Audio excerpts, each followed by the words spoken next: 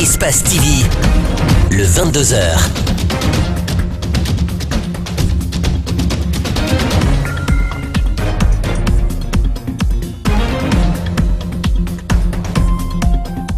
Bonsoir à tous. À la une de l'actualité, l'Office national de contrôle qualité à la chasse des produits avariés.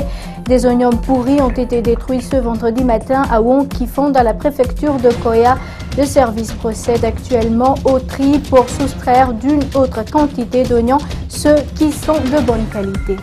Les fouilles continuent en Sierra Leone. Le bilan officiel fait état de 400 morts. Les victimes sont enterrées à Waterloo, au même endroit que les victimes d'Ebola. Notre rédaction s'est rendue en Sierra Leone. Vous en saurez plus dans ce journal. L'Espagne est en deuil de 3 jours après le double attentat dont le pays a été victime. La police parle de 14 morts et d'une centaine de blessés. Je vous le disais à l'instant, la chasse aux oignons pourris refait surface ce vendredi. Les inspecteurs de l'Office national de contrôle qualité ont procédé à la destruction de 40 tonnes d'oignons à Wong-Kifong dans la préfecture de Koya. L'opération concerne quelques 10 000 sacs, mais tous ne sont pas avariés, rassurent les inspecteurs. Un dispositif est mis en place pour séparer les mauvais des oignons de bonne qualité. Reportage Mamadou Saliouba et Aliouba.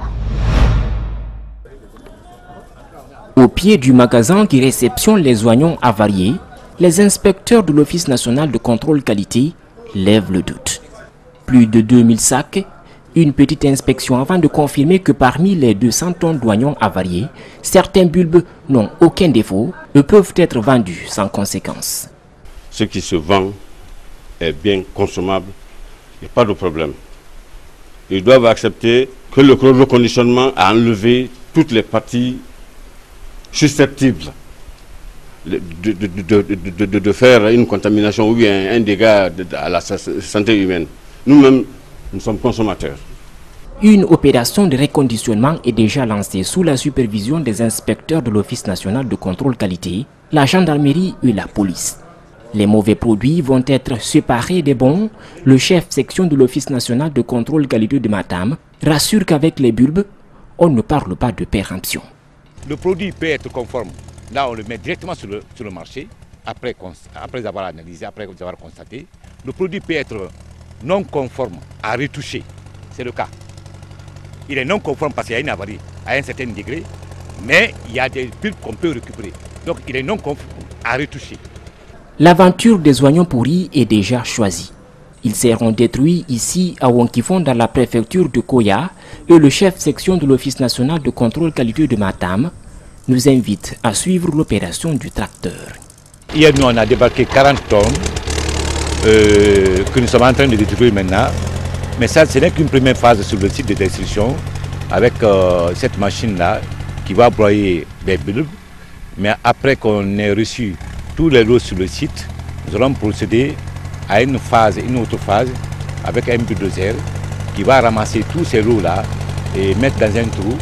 Cette opération de reconditionnement concerne quelques 10 000 sacs d'oignons avariés.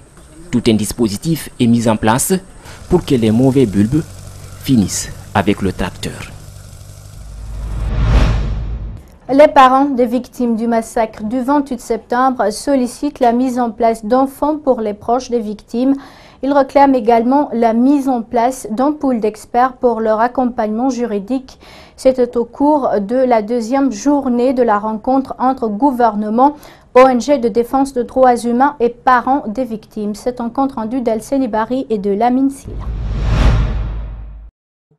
Au terme de 2 jours d'intenses travaux entre gouvernement, défenseurs des droits de l'homme et associations des victimes du massacre du 28 septembre, des recommandations ont été faites. Elles s'articulent autour du déroulement du procès et l'indemnisation des victimes. La saisine de la Cour de la CEDEAO si le procès n'est pas ouvert d'ici décembre 2017. La mise en place d'un fonds de solidarité en faveur des victimes. La sensibilisation des institutions nationales et internationales aux moyens de plaidoyer et de lobbying pour la tenue d'un procès juste et équitable. Et enfin, la mise en place de pôles d'experts pour l'accompagnement juridique des victimes. À ces recommandations, le représentant du ministre de la Citoyenneté dit prendre bonne note. Il promet d'user de tous les moyens pour sa mise en œuvre. Nous vous rassurons que les recommandations faites par vous seront transmises à qui de droit et que leurs traductions feront l'objet d'une attention particulière. À un mois et demi du 8e anniversaire du massacre du 28 septembre, les associations des victimes attendent toujours un procès.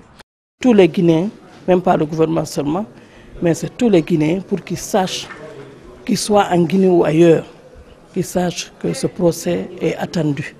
Et nous voulons que tout le monde soit avec nous, victimes, pour lutter contre l'impunité dans notre pays, pour réussir ce procès, surtout en Guinée. Reste à savoir si le gouvernement dispose de la volonté et des moyens pour organiser le procès en Guinée.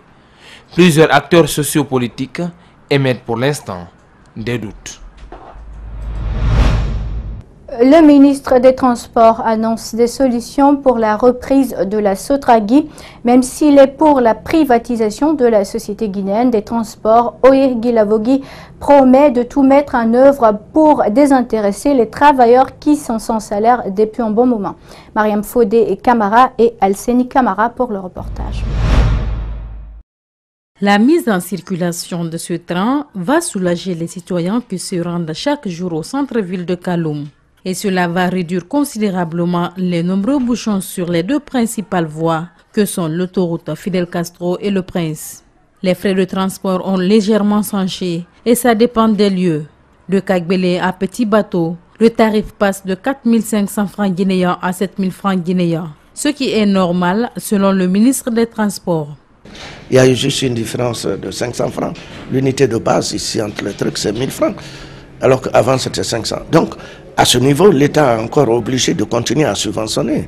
Tout ça pour réduire la souffrance de la population. Oye Guilavogui est aussi revenu sur les dispositions prises pour la gestion des nouveaux bus que la Turquie a offerts à la Guinée. C'est l'expérience qui nous prouve depuis déjà le lendemain de nos indépendances. Et tout le monde le sait, depuis le temps des Turcs, le transport terrestre a été très mal géré en Guinée. La raison, elle est très simple, parce que c'est l'État qui gère. C'est un secteur que l'État devrait pouvoir, n'est-ce pas, libéraliser complètement et laisser à la portée des privés pour le développer, puisqu'on a donné la preuve, la limite de nos capacités de gestion, ce qui fait que nous allons cette fois-ci sur la voie de la privatisation. Il a mis un accent sur la situation des travailleurs de la Sotragui qui depuis 3 mois sont sans salaire. Eh bien, notre politique d'emploi, elle est très connue. Nous ne sommes pas dans la mire de mettre les gens dehors, de licencier les gens. Et l'une des conditions, c'est de reprendre l'ensemble des travailleurs de Sotragui. Ces bus seront bientôt en circulation. La reprise de la circulation du train Conakry Express vient soulager les milliers d'usagers qui se rassemblent aux différents carrefours aux heures de pointe à la recherche d'un taxi. En Sierra Leone, les fouilles continuent dans les décombres pour retrouver les cadavres. Les autorités parlent pour le moment de 400 morts. Les victimes de la catastrophe sont enterrées à Waterloo, au même endroit que les victimes d'Ebola. Nos envoyés spéciaux Moussa Moïsila et Yacouba Traoré pour le reportage. 10 machines pelleteuses s'activent à la recherche des corps. Nous sommes à Tchoukalov, dans la zone de Montemay, en banlieue de Freetown, théâtre d'une catastrophe survenue dimanche dernier. Le versant de cette colline a cédé sous le poids des pluies diluviennes, charriant dans leur chute près de 500 maisons d'habitation. Les chiffres ne sont pas pour l'heure exhaustifs, mais lorsque nous arrivions sur les lieux, les services publics de santé dénombraient déjà 310 morts. Une estimation en deçà de la réalité, car une source policière parle de plus de 400 morts. De gros moyens sont déployés sur place en vue de retrouver des corps pour la plupart mutilés et en décomposition avancée. The 15th of August, it has been a very big, bad day for us in Sierra Leone. That fateful Monday morning when I woke up with a call Le 15 août dernier, j'ai été choquée lorsque j'ai vu les débris. J'ai demandé que s'est-il passé. On m'a dit que c'est une forte pluie qui a affronté les habitations pendant que les gens dormaient. C'était pathétique. Nous venons de sortir d'une épidémie qui a fait 1000 morts. Cette semaine encore, c'est nous les Léonais. It's pathetic. It's heart-rending. This is too bitter for us as Sierra Leoneans. We are just from Ebola. We lost thousands of Sierra Leoneans. And look at this week again, in this year. This has happened to us. Les ambulances, elles, continuent leur balai entre le lieu du drame et la morgue débordée de cadavres. Ici, des familles attendent désespérément l'identification du corps de leurs proches. Cette catastrophe est un fait de Dieu. Tout le pays est attristé. Personne ne s'attendait à un tel drame actuellement. C'est vraiment pitoyable avec ces centaines de morts. Le bilan qui est dit par les autorités n'est que provisoire. Les agents de santé n'étaient visiblement pas préparés à une telle catastrophe plus meurtrière qu'Ebola, nous confie-t-il. Une source gouvernementale a affirmé que tous les habitants installés dans les zones à risque seront déguerpis. Une décision dont l'application pourrait être difficile car les citoyens sierra-léonais tiennent à leur terre. D'ailleurs, le ministre léonien de l'Information, Mohamed Bangoura, avait lui aussi son domicile situé sur le lieu du drame. Il n'a pas été épargné.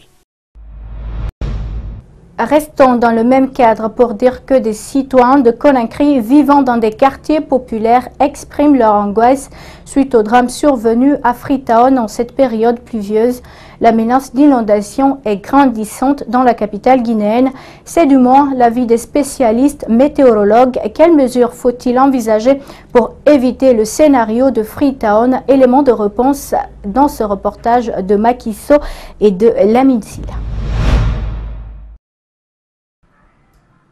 Ici, nous sommes en plein centre de Kaloum, le quartier qui abrite toute l'administration guinéenne. Cette rue mène au département de la ville et de l'aménagement du territoire. La présence des eaux de ruissellement explique le manque de caniveaux pour le passage des eaux usées. Ce citoyen interpelle l'État guinéen à prendre des mesures.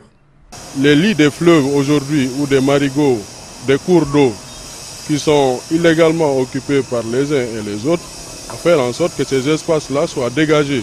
C'est tout ça qui entraîne ce type de catastrophe.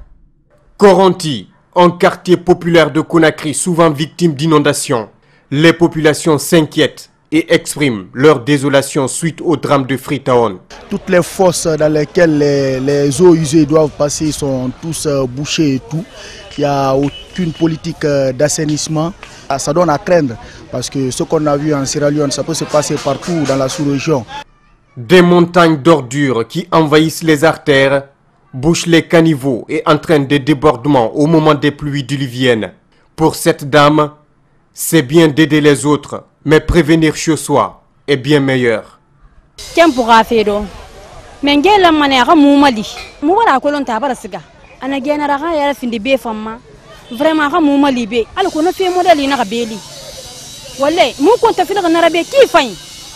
Au département de la ville et de l'aménagement du territoire, aucun interlocuteur pour répondre à nos questions. Le ministre est le seul habilité à parler, mais il ne se sent pas bien, donc il n'y a pas d'audience. Nous a laissé entendre sa secrétaire particulière. En bref et en image, une mission du FMI vient de boucler son séjour à Conakry en concertation avec les autorités. Depuis le 31 juillet, la délégation du Fonds monétaire international a constaté des progrès notables dans des réformes entreprises par le gouvernement. Elle a également marqué sa volonté de soutenir ce dernier pour initier un nouveau programme de facilité élargie de crédit. Ces conclusions ont enfin indiqué que la croissance économique du pays pourrait être à 6,7% à la fin de l'année. Et autre chose, dans cette édition, des journalistes renforcent leur capacité dans le domaine de la fiscalité. Comprendre l'administration fiscale, c'est le thème qui les a réunis ce vendredi. C'est une initiative de la structure de Wasselon Agency en collaboration avec la Direction nationale des impôts. Explication d'Ibril Ba et Abou Koria Kouroum. Ils représentent l'ensemble de la presse nationale. Durant 2 jours, ils vont se familiariser avec des concepts de la fiscalité. Il est rare de voir de telles initiatives, affirment les organisateurs. Dans ce postulat, une invite a été faite aux participants afin qu'ils accordent une attention particulière aux enseignements des formateurs. À renforcer les capacités des hommes des médias, de manière à servir de canaux de relais, de vulgarisation des lois fiscales et subséquemment, de manière à les mettre à contribution dans la dénonciation des fraudes fiscales. Enfin, mettre en place un réseau de journalistes des questions de fiscalité guinéenne. Un aperçu sur l'administration fiscale, les droits et devoirs du contribuable, les réformes en cours de l'administration fiscale sont entre autres des thématiques qui serviront de gouverne aux journalistes au terme de leur initiation. Le rôle de la presse dans la démocratie, dans le développement est vital. Et ce rôle ne saurait être efficacement joué si la presse ne retrouve pas sa place et de façon permanente et pérenne dans le dispositif de mobilisation, mais aussi de sécurisation et l'utilisation transparente des ressources publiques. La HAC, haute autorité de la communication par le biais de son représentant, a prodigué des conseils aux hommes des médias qui, selon lui, doivent comprendre l'utilité de la professionnalisation. Mais pour faire attention, il faut que nous soyons bien formés. Il faut que nous sachions la matière dont nous parlons, il faut qu'on la maîtrise au même titre que celui que nous invitons, ou en tout cas qu'on soit proche de lui. Encore une fois, donc, je voudrais encourager cette association, cette agence, à multiplier ses initiatives. Tout à l'heure, Diallo parlait de la douane. C'est un pan aussi important qui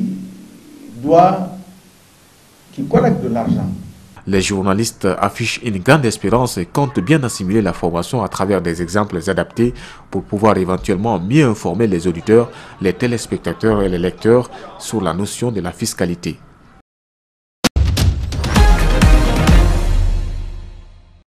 C'est tout pour cette grande édition d'information. Merci de l'avoir suivi. Passez une excellente soirée à notre compagnie. Au revoir.